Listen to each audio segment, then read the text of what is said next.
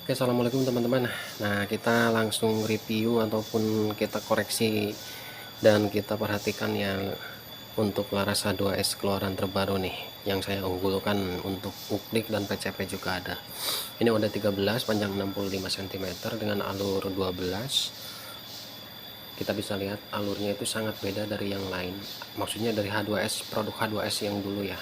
Kita lihat alurnya itu udah sangat semut, artinya itu sangat halus, kemudian tidak terlalu timbul, ataupun bisa dikatakan untuk sekelas H2S ini bisa dikatakan yang paling tipis ya, alurnya tuh tipis kayak model Polymac, kayak model DR Slug gitu.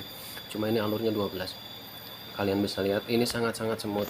Saya dorong mimis dari belakang sampai depan pun tidak ada gesekan yang padat ataupun gesekan yang bisa dikatakan alurnya sama lah istilahnya.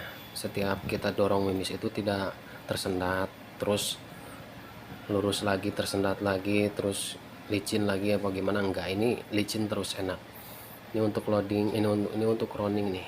Ini untuk crowning, udah di crowning dan dapat crowningan yang sangat bagus, dikarenakan itu untuk crowningan kita yang mengerjakan.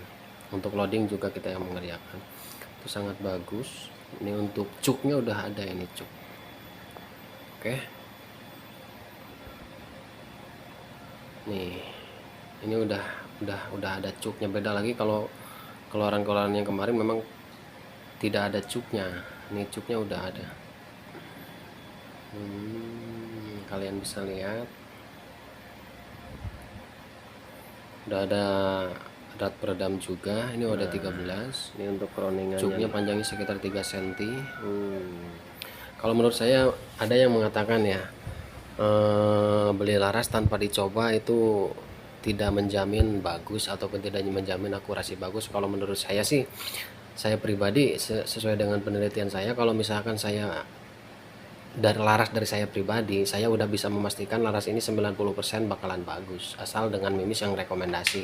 Contoh kecil dengan minimal mimis ya yang kalengan lah, selalu bagus. Dan ini untuk posisi loading antara lubang transfer ke belakang mimis ataupun ke rok mimis itu panjangnya sekitar 2 mili. Kalau yang dulu itu panjangnya 5 mili entah berapa ke dalam.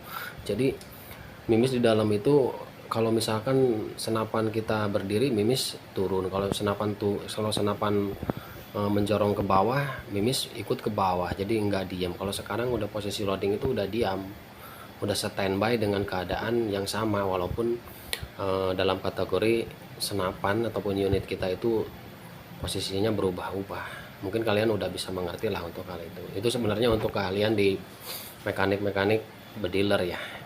Dan ini hasil guratan alur mimis menggunakan mimis Canondom.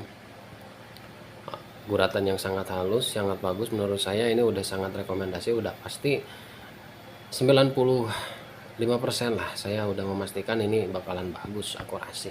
Makanya kalau ada yang bilang